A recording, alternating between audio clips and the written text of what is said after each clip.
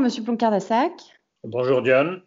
Bonjour docteur. Et bonjour Emmanuel. Donc, oui, les événements, notamment ceux du Liban, à Beyrouth, l'explosion en question, nous amènent à faire un entretien qui n'était pas prévu. Et puis d'autres petites nouvelles qui sont ajoutées sur lesquelles il faut peut-être aussi se pencher un petit peu. Donc voilà, je suis à votre disposition. Allez-y.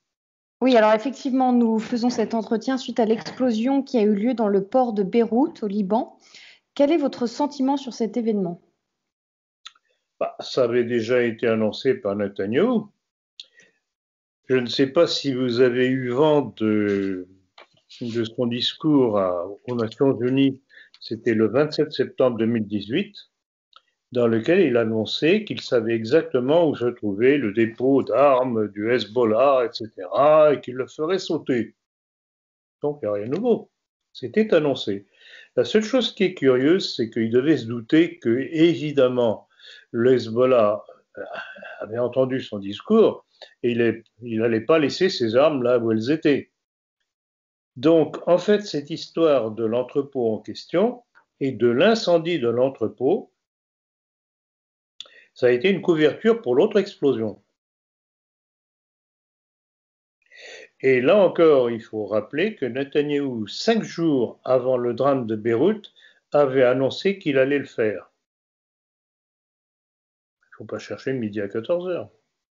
Donc c'était pour vous un contre-feu finalement, cet entrepôt d'engrais, parce que c'est de l'ammonitrate, donc c'est de l'engrais agricole. Non, je dirais pas contre-feu, c'est pas le terme. Je dirais que il se servait du soi-disant nitrate pour expliquer l'explosion, pour faire la couverture du missile qui a frappé l'endroit.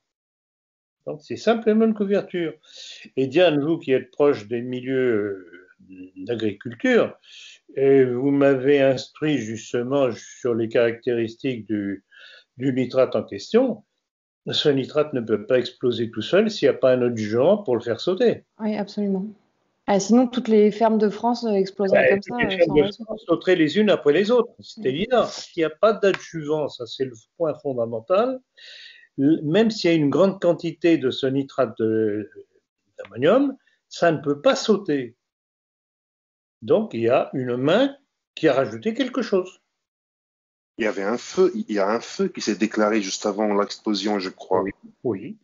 Mais ce feu, jusqu'à présent, personne ne sait comment. C'était pour incriminer le nitrate d'ammonium de l'explosion par visiblement une tête nucléaire, une arme tactique nucléaire, qui a fait les dégâts que l'on connaît.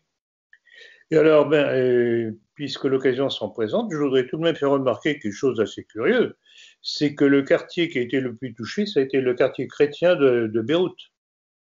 Ça vous rappelle pas un petit peu les villes de Hiroshima et Nagasaki, qui étaient les villes les plus catholiques du Japon? Oui. Curieux quand même. Comme à chaque fois, l'incendie de Notre-Dame, l'incendie de la cathédrale de Nantes. Exactement. C'est tout de même curieux comme les sites et symboles catholiques explosent ou brûlent. Quand même. Il faudrait peut-être remarquer ça. Mais évidemment, c'est un complot. Mais le complot de qui? Le complot de qui? Je sais. Alors, il y a une demande qui a été formulée par le président libanais à la France. Il a demandé à la France de fournir des images aériennes pour déterminer s'il y avait des avions dans l'espace aérien ou des missiles, etc. On aura tout ça dans le prochain numéro de la politique. D'ailleurs, j'ai trouvé ça très subtil de la part du général Aoun, parce que c'était mettre Macron mal à l'aise. Il est évident que Macron n'allait pas donner les images, il les a d'ailleurs pas données, pour montrer ce qui se promenait dans le ciel libanais quelques minutes avant. N'empêche que le Liban, enfin les Libanais ont les images grâce aux Russes et aux Chinois. Oui, parce que le général Aoun a dit si ces images ne sont pas disponibles chez les Français, on demandera à d'autres pays. Tout à fait. Donc il les a. Donc ils sont parfaitement que ce soit les Libanais, que ce soit le Hezbollah, que ce soit bien entendu les Russes, les Syriens, les Iraniens, les Chinois, sont tous parfaitement au courant de qui a fait le truc. De mémoire, je vous cite, il paraît que d'après les images que les Libanais ont reçues de la Russie et de la Chine, il y avait 22 chasseurs israéliens dans les lieux de Libanais à l'époque, quelques minutes avant. Très bien. Donc, les autres peuvent raconter tout ce qu'ils voudront avec le nitrate d'ammonium, etc. C'est un coup d'Israël. Alors, pourquoi est-ce que Israël s'est décidé à faire le truc? Ça, c'est tout de même la question importante. On sait à qui profite le crime, mais pourquoi l'avoir fait maintenant? Eh bien, je pense que c'est comme pour le reste. On est en train de vivre une accélération des événements et l'histoire du coronavirus entre dans ce domaine-là. L'impression que j'ai, c'est que les tenants du mondialisme, on sait qui est derrière, quels sont les tenants du mondialisme, ils sont en train d'avoir la peur panique de ne pas réussir à faire ce qu'ils veulent dans les temps. Parce que les peuples se réveillent, parce que les forces qui leur sont hostiles se réveillent, donc ils essaient d'accélérer. Mais, à mon avis, de la part de Netanyahou, c'était une faute gravissime. Il s'est démasqué et ça ne va pas rester là. Alors, ça risque d'être la surenchère et c'est là le danger pour tout le monde, c'est que ça peut aboutir à la Troisième Guerre mondiale, ce qui est recherché d'ailleurs par Netanyahou, comme c'était déjà annoncé par Ariel Sharon, à peu près à l'époque du 11 septembre 2001. Il disait carrément que si la survie d'Israël était en jeu, il n'hésiterait pas à déclencher la Troisième Guerre mondiale. Oui, tout à fait. Vous avez, je ne sais plus quand est-ce que vous avez donné les sources, mais de toute façon, vous les avez si quelqu'un les réclame. Elle se trouve déjà dans mon livre, le complot mondialiste. Mais docteur, comment est qu'on explique la précipitation de Macron qui s'est rendu sur place, la possibilité pour se rendre au chevet des Libanais, et aller en courant, limite, demander des choses. La question. C'est que il est évident que les élites d'Israël ne voulaient absolument pas que la réalité de l'événement soit connue. Première chose. Deuxièmement, il ne voulait, évidemment, c'est le complément, c'est ça, il ne voulait surtout pas qu'il y ait une enquête indépendante qui se greffe là-dessus, dont la précipitation de Macron pour aller proposer une enquête internationale pour verrouiller le sujet. Et aussi, en envoyant, puisqu'ils ont envoyé 1 ou 2 bateaux de guerre, il y a un porte-hélicoptère aussi qui est en route pour aller au Liban, essayer de bloquer le Hezbollah.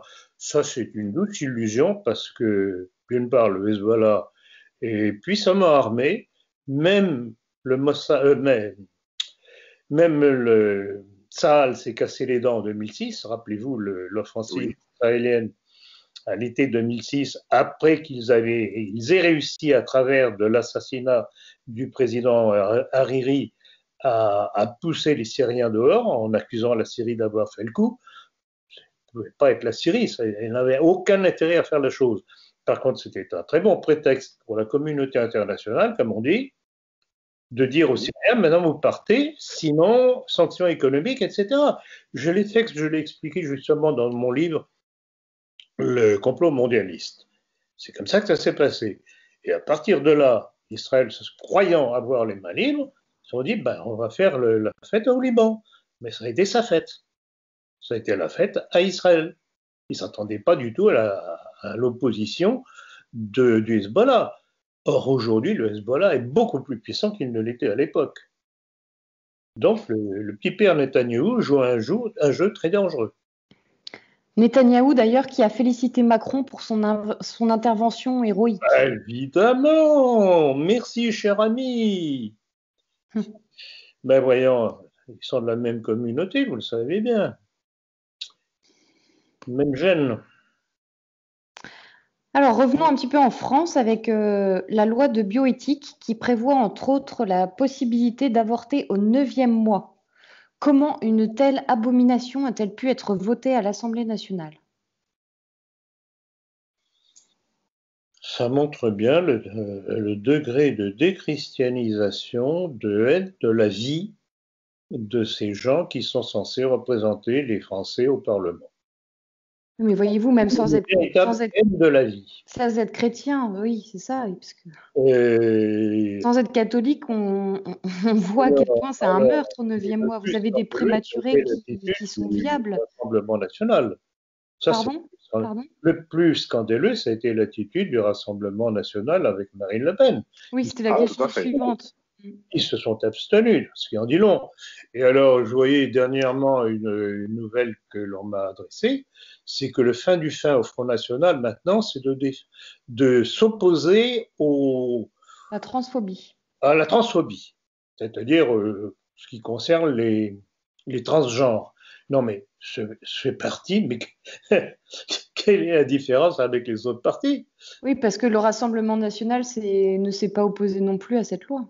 Mais pas du tout. Le Rassemblement, je veux dire les Républicains. Ce parti n'a pas été non plus très virulent pour défendre la vie, alors qu'ils sont conservateurs. Le républicain, ça a été l'une des causes de la défaite de Fillon, justement. Vous avez l'aile catholique qui est assez bien représentée par Bruno Retailleau et les jeunes de, comment ça s'appelle déjà Sens commun. Ouais, Sens commun, exactement. Oui. Vous avez le Marais, les gens du milieu, etc. On peut dire que c'est le milieu. Et puis vous avez carrément les francs-maçons. Il ne faut pas oublier que Xavier Bertrand, à ma connaissance, fait toujours partie des Républicains, et puis il n'est pas le seul.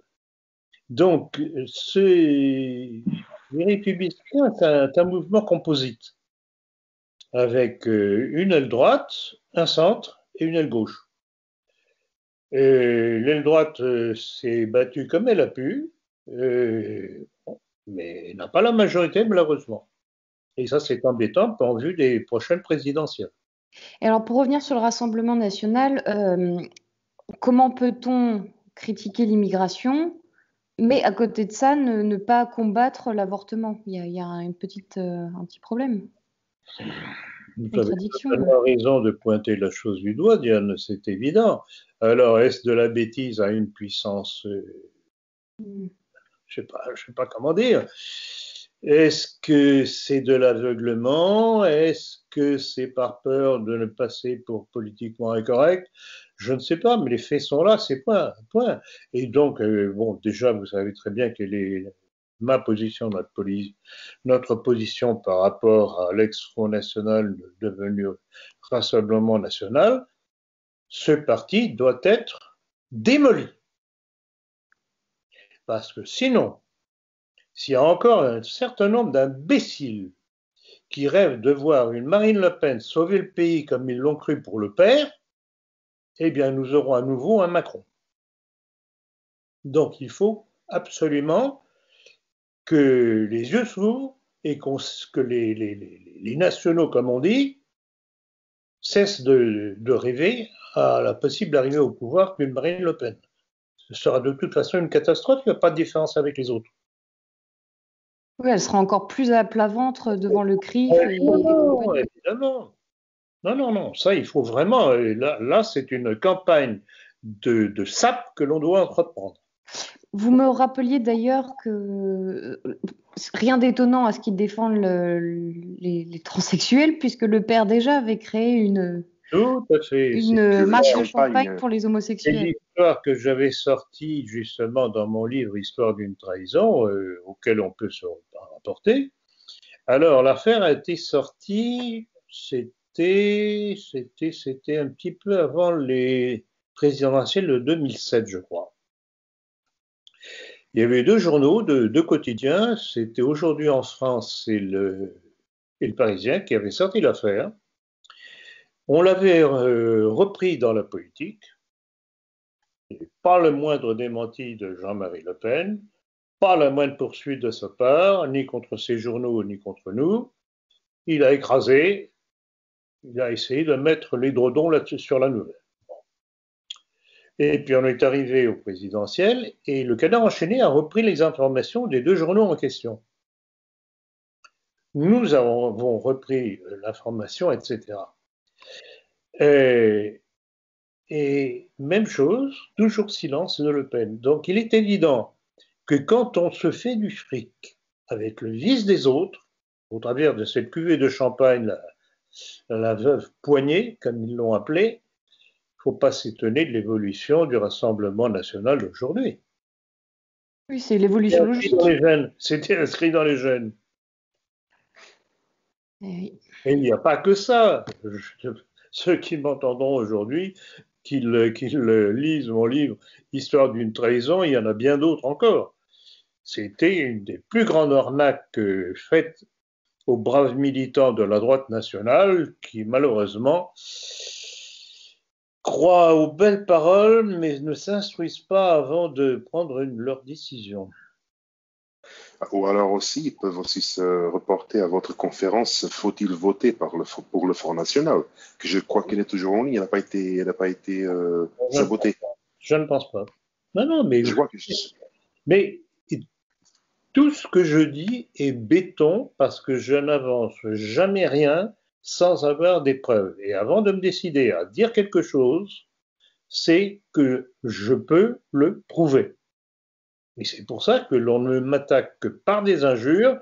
Je ne sais pas si vous allez parler tout à l'heure du truc de balance ton antisémite, mais c'est toujours la même chose, des menaces, des menaces, des menaces. Mais ils sont incapables d'argumenter avec moi. Et moi, je me tiens à leur disposition pour une discussion entre gens tout de même pacifiques. Civilisé, c'est bien. Il démontre que ce que je dis au sujet d'une certaine juiverie est fausse. Or, ils ne comprennent pas qu'en fait, quand je fais ces analyses pour dénoncer le rôle d'une certaine autre juiverie, c'est pour défendre les petits juifs qui, à chaque fois, paient pour cette politique criminelle de la haute juiverie. Le Sanhédrin, si vous voulez nommer ça autrement. Voilà, donc quand je fais ces analyses sur les conséquences de la politique de cette haute juiverie internationale, qui ne date pas d'aujourd'hui, c'est aussi en défense pour les petits juifs qui à chaque fois paient les pots cassés. Mais là, en l'occurrence, c'est probablement des petits juifs qui vous attaquent. Alors, ils sont plus bêtes que nature. Alors, on va peut-être pas en parler tout à l'heure, mais oui. Maintenant, on va rester sur la dictature sanitaire qui nous prépare un nouveau confinement, probablement, très très sûr, peut-être vers septembre-octobre. Selon vous, est-ce qu'il y a une raison qui justifierait ce second confinement? Je crois qu'il y a deux raisons à ça. Je suis intimement persuadé que Macron a été placé à la tête de la République pour démolir la France. Pour ce qu'il en reste. Pour ce qu'il en reste. Pourquoi? Parce que quand un pays est à plat et qu'on lui offre une main secourable internationale, il est prêt à la prendre. Parce que les conditions de sa destruction auront été mises en place pour le forcer à accepter cette aide. Regardez tous les pays qui, soit par mauvaise gestion ou par des manœuvres extérieures, ont eu leurs finances mises en très mauvais état et qui se sont jetés dans les bras du FMI. Ça a été pire encore. Donc voilà le problème. Alors ça, c'est un des volets. Donc je pense que Macron est là pour détruire la France dans tous ses aspects. Deuxièmement, c'est qu'il sait très bien qu'il pourrait avoir à la rentrée à nouveau des manifestations monstres qui risqueraient de mettre son petit système en danger. Donc pour moi, ce sont les deux raisons principales qui d'ailleurs se rejoignent. Oui, c'est sûr, il y aurait pu. Bon, moi, je n'y crois pas trop à une renaissance forte du mouvement des Gilets jaunes, mais peut-être qu'en prévention d'une possible renaissance, ils se disent bon, on va confiner, on va tout calmer. D'ailleurs, Manuel, ils appellent à manifester le 12 septembre, il me semble. D'accord, mais Alors, vous savez très il bien. faut. Oui, non, allez-y, Emmanuel, pardon. Non, non, ce que je disais, docteur, c'est que les gens euh, ferait mieux de regarder le journal officiel de la République, comme vous dites, parce que pendant qu'il y a confinement et coronavirus et foyer de contamination, je ne sais pas quoi, on vote des lois à 3 heures du matin. C'est un exemple flagrant. La loi de la bioéthique a été votée à 3h34 du matin, avec une centaine de personnes, alors qu'on a élu, il y a 577 députés, normalement, je Tout à pense. fait. Mais il y a une centaine, tout passe. Tout à fait. Tout à fait. Non, mais c'est comme ça que la République gouverne. La République ne gouverne que par cette démocratie, cette fausse démocratie, ce que j'appelle la démocratie inorganique par opposition à la démocratie organique qui était représentée par les corporations.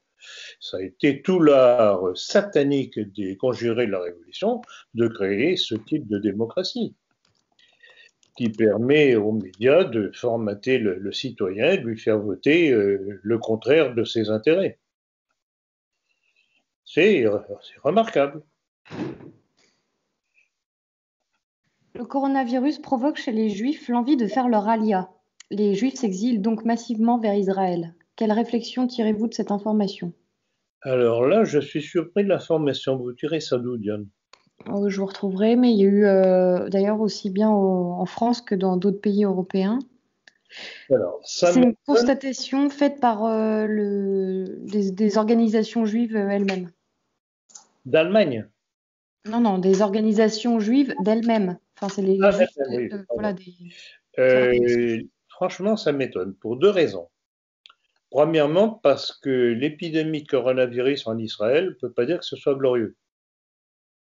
Ils ont de gros problèmes aussi. Plus de 1300 nouveaux immigrants ont fait leur alia depuis le début de la crise du Oui, coronavirus oui, en mais ça, Israël. c'est pour masquer un autre aspect du problème. Et c'est là que va intervenir à nouveau notre petite connaissance Zemmour, Ah, Mathilde Pécresse. C'est que, en fait, ce qui fait partir les Juifs de France, c'est la peur de la montée de l'antisémitisme des masses musulmanes que leur intelligence juive a fait venir en France, et en Europe d'ailleurs, pour nous démolir. Et maintenant, ils se rendent compte que ça leur retombe sur la figure. C'est le retour du boomerang. Alors, et Zemmour et compagnie voudraient bien que les petits catholiques se battent pour eux, contre ce qu'ils nous ont imposé. Je trouve ça admirable. Mhm. attendez, Et j'ai trouvé, excuse-moi, j'ai oui, moi trouvé aussi, j'ai un. trouvé un lien. Vas-y, vas-y. Attendez, concernant la ministre de la diaspora? Non, moi j'ai autre chose qui dit que les Juifs de France sont en deuxième position après les Russes pour C'est ça. l'exil vers Israël et que ça a augmenté de 30% quasiment pendant la période de confinement. D'accord, ben moi Enfin, c'est ça. j'ai trouvé sur le site de I24 News Mhm. que la ministre israélienne de la diaspora, Tzipi Otoveli, s'entretenant avec la direction de l'organisation Nefesh Ben Nefesh, je crois que c'est comme ça que ça se dit, si je qui encourage l'immigration juive en Israël.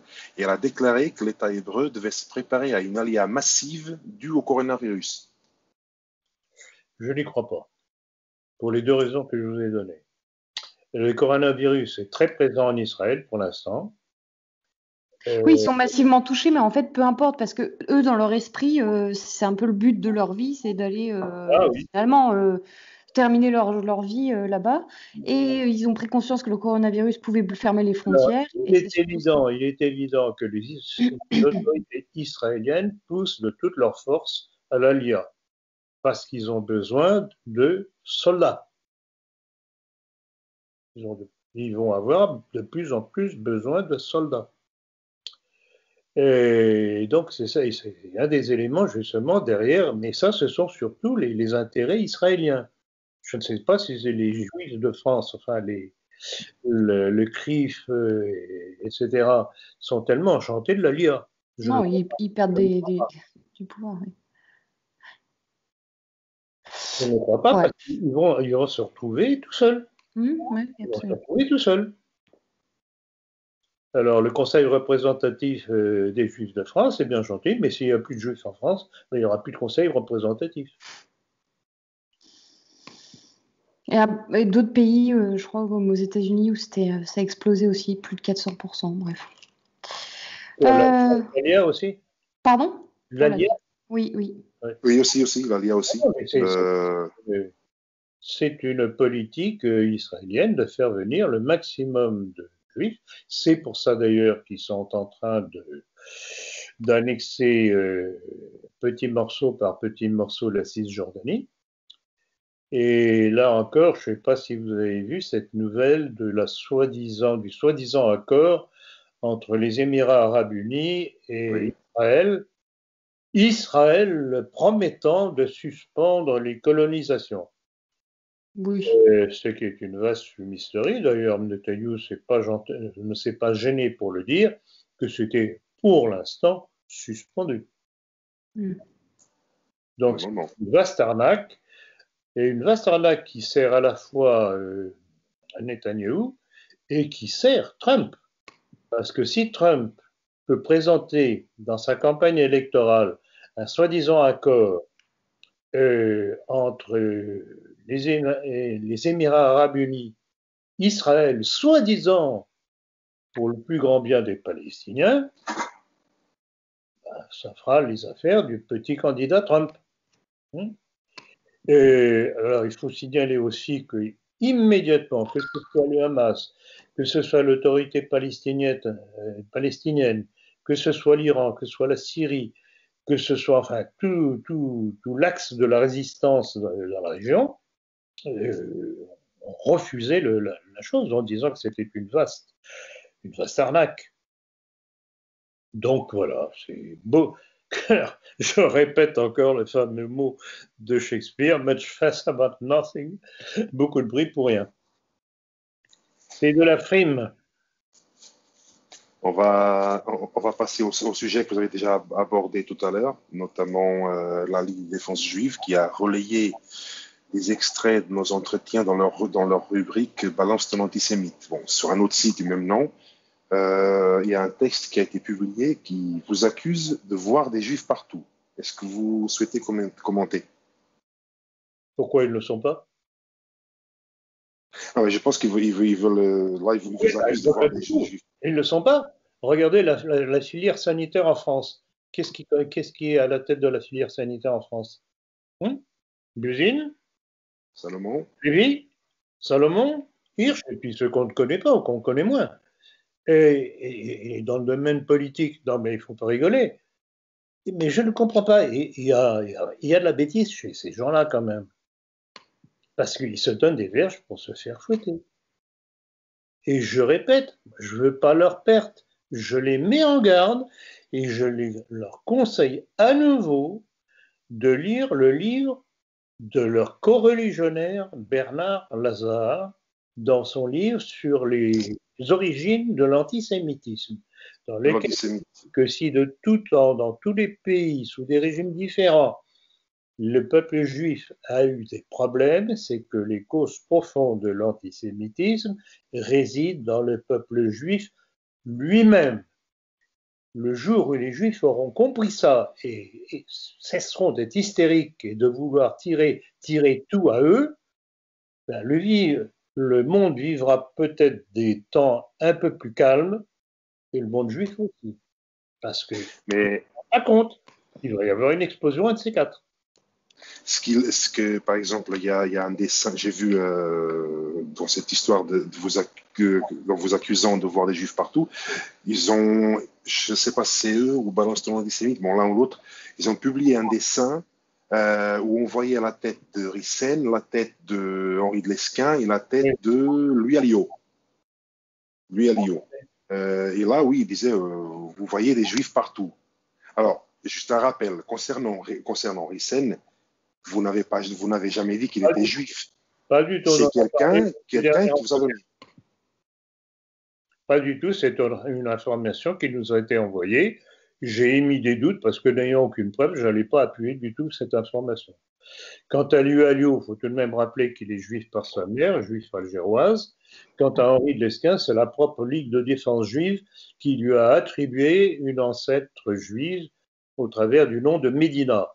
Lesquin, d'ailleurs, on en a parlé dans le dernier entretien, s'en est très mal défendu en disant que oui, c'était un nom arabe, il s'est pris dans ses doigts de pied.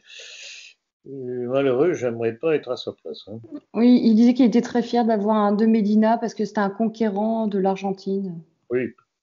Alors, en plus de ça, le texte de la Ligue défense juive, c'était pas en Argentine, c'était En Espagne. je sais pas quoi, un des pays d'Amérique centrale. Non, c'était pas en Espagne? Non, non, non, non, l'Amérique centrale. Ah, si, de Médina, mais il aurait conquis un pays d'Amérique centrale. Quoi. Pardon. Non, mais non, peu importe, de toute façon, il y a plein de choses autour des origines de Lesquin. Rappelez-vous, à un moment, on me disait même que c'était un ancêtre du marquis de Sade. Un descendant du marquis de Sade, oui, oui, tout à fait. Tout à fait. D'ailleurs, je me rappelle qu'on m'avait envoyé tout un arbre généalogique qui le prouvait formellement. C'était sur Wikipédia, en plus. Exactement. Exactement. Alors, non, à la place de Lesquin, je me calmerai parce que franchement, il s'enfonce le pauvre. Peut-être pouvez-vous nous dire quelques mots sur les tentatives de déstabilisation que traverse la Biélorussie de Loukachenko actuellement? Eh bien, je vous répondrai très nettement, je n'en sais rien. C'est très opaque. En principe. Est-ce que c'est une révolution colorée comme on a pu le voir à Maïdan? J'ai tendance à le penser, mais il y a des informations qui pourraient être de la contre-information d'ailleurs, laissant entendre qu'en fait Poutine serait enchanté. Ça me semble très bizarre, j'ai l'impression, mais vous savez très bien, je n'aime pas me précipiter dans mes appréciations tant que je n'y vois pas clair. J'ai l'impression qu'il y a un nuage de fumée là-dedans et que l'on cherche à brouiller Poutine et Loukachenko et qui profitent de l'affaire. Toujours la même chose. Et alors par contre, excusez-moi pour terminer, pour revenir et puis terminer, clore cet entretien, le seul qui se soit un petit peu opposé quand même à l'intervention de Macron au Liban, c'est Mélenchon, qui a précisé que c'était de l'ingérence et que ça ne serait pas toléré. C'est évident que c'est de l'ingérence. C'est absolument évident. Alors, le problème de Mélenchon, c'est que, enfin, pour expliquer l'attitude de Mélenchon, c'est qu'il est pro-palestinien. Je ne vais pas le lui reprocher. Oui, tout simplement. Enfin, il faut tout de même savoir aussi que Mélenchon, et je crois me souvenir que lui-même a dit qu'il était d'origine juive, et qu'il est membre du Grand Orient, quand même. D'origine juive, j'ai jamais entendu, mais on vous accusera de voir des juifs partout. Non, bon. Il faudra voir si on va d'en voir partout, c'est évident. Non, mais je crois bien me souvenir, il faudrait que je retrouve le texte, je crois bien que c'est lui qui l'avait dit à un moment donné, il y a quelques années déjà. C'est pas récent. Oui, en tout cas, il est très pro-musulman. Il sait qu'il a un public musulman et c'est vrai qu'il. Oui, évidemment. Tactique. Évidemment. Ça fait ses affaires pour les votes, pour se faire élire. C'est pour ça qu'il a eu un pourcentage si élevé aux dernières présidentielles. Tout à fait, exactement. C'est exactement ça. Et d'ailleurs, on voit très bien que dans cette volonté de faire rentrer toujours et toujours plus d'immigrés en France, qu'ils soient musulmans ou pas musulmans, c'est pour se créer un électorat nouveau dans la mesure où les Français, petit à petit, commencent à comprendre et se détournent des grands partis.